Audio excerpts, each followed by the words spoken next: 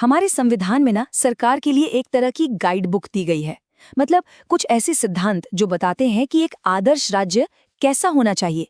इन्हीं को हम कहते हैं राज्य के नीति निर्देशक सिद्धांत, या शॉर्ट में कहें तो डीपीएसपी। पर कहानी में एक ट्विस्ट है, एक बहुत बड़ा पेच। और यहीं पर एक बड़ा दिलचस्प सवाल खड़ा होता है। सोचिए, कोई ऐसा नियम जिसका कोई मतलब ही ना हो, अगर उसे कोर्ट में लागू ही नहीं करवाया जा सकता, तो फिर उसका फायदा क्या है? यही वो पहेली है जो डीपीएसपी को इतना अनोखा बनाती है। तो चलिए आज इसी गुत्थी को सुलझाते हैं। तो सबसे पहले ये समझना जरूरी है कि भाई इन्हें संविधान में डाला ही क्यों गया। देखिए, मकसद सिर्फ राजनीतिक आज़ादी तक सीमित नहीं था। असल लक्ष्य था भारत को एक सामाजिक और आर्थिक लोकतंत्र बनाना। तो आखिर ये डीपीएसपी है क्या चीज? सीधी सी बात है, ये संविधान के पार्ट 4 में दिए गए वो दिशा निर्देश हैं जो सरकारों को बताते हैं कि कानून कैसे बनाने हैं। और आर्टिकल 37 इसमें एक बड़ी मजेदार बात कहता है। वो कहता है कि ये सिद्धांत कोर्ट में लागू नहीं करवाए जा सकते, लेकिन देश को चलाने के लिए ये मौलिक हैं, मतलब फंडामेंटल हैं, बहुत जरूरी हैं। और इन सब का मतलब इन सारे सिद्धांतों का जो अल्टीमेट गोल है वो क्या है? वो है एक वेलफेयर स्टेट बनाना। एक ऐसा देश, एक ऐसी व्यवस्था जहां समाज के हर इंसान के कल्याण का, उसकी भलाई का ध्यान रखा जाए। अब सवाल उठता है कि ये आइडिया आया कहाँ से?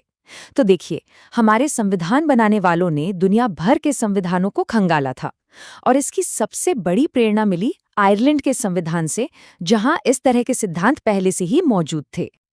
ठीक है, तो अब इन सभी सिद्धांतों को आसानी से समझने के लिए इन्हें हम 3 मेन कैटेगरीज में बांट सकते हैं। इससे हमें इनकी पूरी फिलॉसफी समझ में आ जाएगी। पहली कैटेगरी है सोशलिस्टिक यानी समाजवादी सिद्धांत। जैसा कि नाम से ही जाहिर है, इनका मेन फोकस है सामाजिक और आर्थिक न्याय पर, ताकि समाज में जो गैर बराबरी है उसे कम किया जा सके। और इसमें कुछ बहुत ही पावरफुल आइडियाज हैं, जैसे कि आर्टिकल 39D जो कहता है equal pay for equal work, यानी समान काम के लिए समान वेतन, चाहे पुरुष हो या महिला। या फिर ये पक्का करना कि देश की दौलत कुछ गिने चुने लोगों के हाथों में ही ना सिमट जाए। ये सब एक बराबरी वाले समाज की नींव है। अब आते हैं दूसरी कैटेगरी पर। ये है गांधीवादी सिद्धांत। ये वो सिद्धांत हैं जो सीधे सीधे महात्मा गांधी के विचारों और उनके सपनों के भारत से प्रेरित हैं। ये आत्मनिर्भरता और जमीनी स्तर पर लोकतंत्र की बात करते हैं। इनमें गांधी जी के सपनों का भारत साफ झलकता है। जैसे आर्टिकल 40 में ग्राम पंचायतों को मजबूत बनाने की बात कही गई है, ताकि असली पावर गांवों तक पहुंचे। और साथ ही कुटीर उद्योगों, मतलब छोटे छोटे घरेलू उद्योगों को बढ़ावा देने का विचार भी है, ताकि गांव की अर्थव्यवस्था आत्मनिर्भर बन सके। और फिर आती है हमारी तीसरी और आखिरी कैटेगरी, लिबरल इंटेलेक्चुअल यानी उदार बौद्धिक सिद्धांत। ये सिद्धांत एक मॉडर्न, लिबरल और प्रोग्रेसिव भारत की नींव रखते हैं। ये सिद्धांत भारत को एक आधुनिक राष्ट्र के तौर पर देखते हैं। इनमें यूनिफॉर्म सिविल कोड जैसा एक बड़ा और साहसिक विचार भी शामिल है। साथ ही पर्यावरण की रक्षा और अंतर्राष्ट्रीय शांति को बढ़ावा देने जैसे ग्लोबल लक्ष्य भी इसी का हिस्सा हैं। चलिए अब वापस उसी सवाल पर आते हैं जहां से हमने बात शुरू की थी। अगर डीपीएसपी को कोर्ट में लागू नहीं किया जा सकता, तो फिर ये फंडामेंटल राइट्स यानी मौलिक अधिकारों से अलग कैसे हैं? ये समझना बेहद जरूरी है। देखिए, दोनों में जमीन आसमान का फर्क है। फंडामेंटल राइट्स जो हैं वो किसी एक व्यक्ति की आज़ादी की गारंटी हैं। अगर वो किसी से छीने जाएं तो कोई भी सीधे कोर्ट जा सकता है। पर डीपीएसपी किसी एक व्यक्ति के लिए नहीं है, वो पूरे समाज की भलाई के लिए है। ये सरकार के लिए एक कानूनी मजबूरी नहीं, बल्कि एक नैतिक जिम्मेदारी है। लेकिन कहानी यहीं खत्म नहीं होती। सबसे दिलचस्प बात तो ये है कि भले ही डीपीएसपी सीधे तौर पर लागू नहीं होते, सुप्रीम कोर्ट ने कई बार ये माना है कि ये फंडामेंटल राइट्स को समझने और उन्हें इंटरप्रेट करने के लिए बहुत जरूरी है। मतलब एक तरह से ये दोनों एक दूसरे के पूरक हैं। तो क्या ये सब सिर्फ संविधान की किताबों में लिखी हुई अच्छी बातें हैं? जी नहीं, बिल्कुल नहीं। अब देखते हैं कि कैसे इन्हीं सिद्धांतों ने भारत की कुछ सबसे बड़ी और जरूरी नीतियों को असलियत में शक्ल दी है। एक उदाहरण लेते हैं, आर्टिकल 40, जिसमें गांधी जी का सपना था कि गांवों में अपनी पंचायतें हों जो खुद अपना शासन चलाएं। सालों तक ये सिर्फ एक सिद्धांत ही था।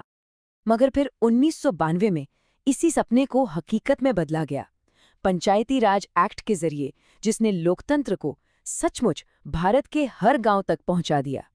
एक और उदाहरण देखिए, आर्टिकल 47 जो सरकार को कहता है कि पब्लिक हेल्थ को बेहतर बनाया जाए। अब इसी की प्रेरणा से एक ऐसी जबरदस्त योजना बनी जिसे हम सब मिड डे मील स्कीम के नाम से जानते हैं।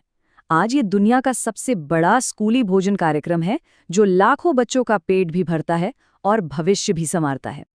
और एक और मिसाल है आर्टिकल 48A, जो कहता है कि पर्यावरण की रक्षा करो, और इसी के आधार पर एक बहुत ही जरूरी कानून बनाया गया, एनवायरनमेंट प्रोटेक्शन एक्ट 1986। ये आज भी हमारे जंगलों और वाइल्ड लाइफ को बचाने वाला सबसे बड़ा कानून है। तो अब ये बिल्कुल साफ है कि ये सिद्धांत सिर्फ किताबी बातें नहीं हैं, ये तो एक तरह से हमारे देश का एजेंडा है, एक ऐसा प्रोजेक्ट जो लगातार चल रहा है। हाँ, कुछ लक्ष्य हमने हासिल कर लिए हैं, पर कई अभी भी बाकी हैं। असल में देखा जाए तो ये DPSP हमारे देश के लिए एक मॉरल कंपस की तरह है, सरकार के लिए एक ऐसी टू डू लिस्ट जो कभी खत्म नहीं होती और जो हमेशा याद दिलाती रहती है कि एक बेहतर भारत बनाने का सफर अभी जारी है।